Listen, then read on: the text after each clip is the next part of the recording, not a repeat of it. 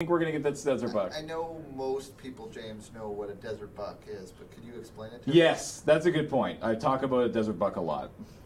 And it's sort of a metric at which we measure a lot of things here. A desert buck is equivalent to $22,805, and the reason for that is how much we raised in the very first desert bus back in 2007. After setting a goal for yourself, which you thought was ridiculous, of $5,000. Yeah. And then just blowing past that and ruining everyone's weekend. Yeah, so yeah, we didn't think that we would be able to hit $5,000, and $5,000 was like going to take us to the end of the weekend, and we all had jobs, and it just kept going, and then at the end of the day we finished with 22,805, and I will never forget that number.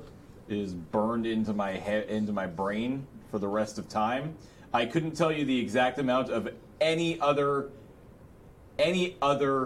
desert bus except I feel like 2 is 7423, but I don't know if that's right. I think it's around that. Yeah, I know the round numbers of all the other ones, but that you're right. Desert Bus 1 is the only one I actually know. Desert Bus 1 is the only one I know. Okay, I have $22,805. I want to hit that before 6 a.m. So obviously you knew, where you're like, you blew through $5,000 in 12 hours, and you're like, oh no, and then you hit 22,805. Yeah. So then you're like, okay, well, we're doing this again next year. It's a big success. No.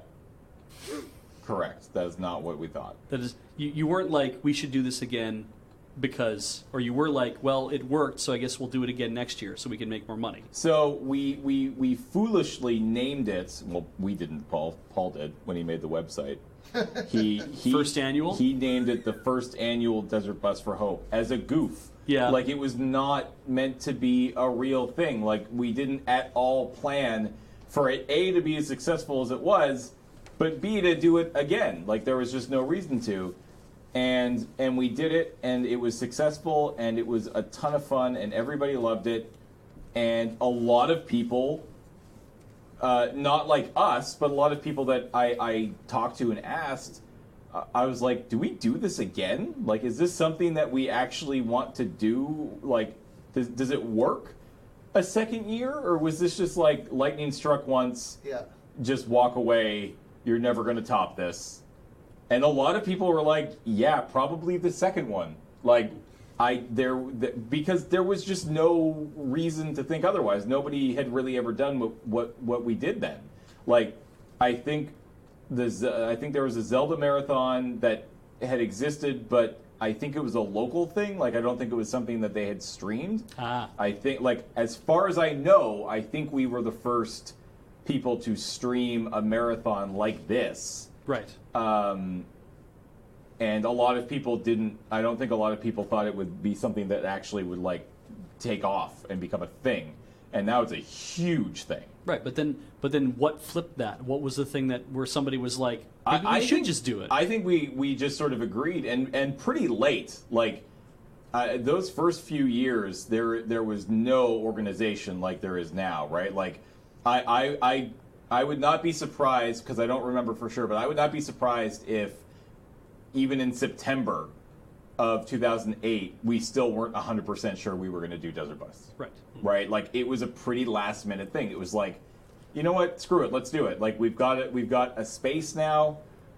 We had recently moved into our first office, and by office, I mean, like, it literally was about the size of engineering this year. Like, so small. It was tiny. It was like go to NASACAM. Like, it was not much bigger than the room that those 2 people and generally 4 people are in who run the entire show now. Like, that's just tech. It was tiny, and we've got 11 of those rooms this year. Yeah. Not to worry. And I think we just did it, and it was the same for 3. I think 3 was probably about the same.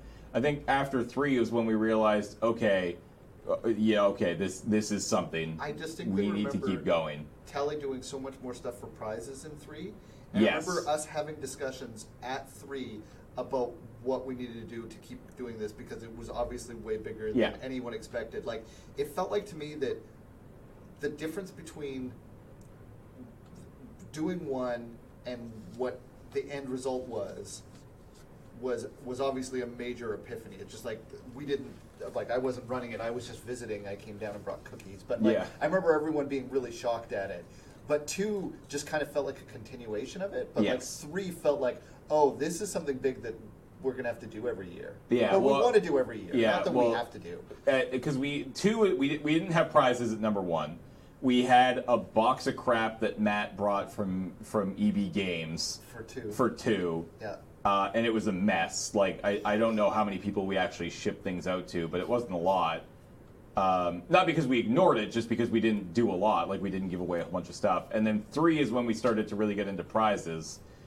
And then I would say Desert Bus 4 is when Desert Bus 4 is sort of like the modern era start to what Desert Bus is now, with like an organizing committee and a volunteer staff. And stuff I remember like us having lots of discussions between 3 and 4 that we never, that like there wasn't those kind of discussions between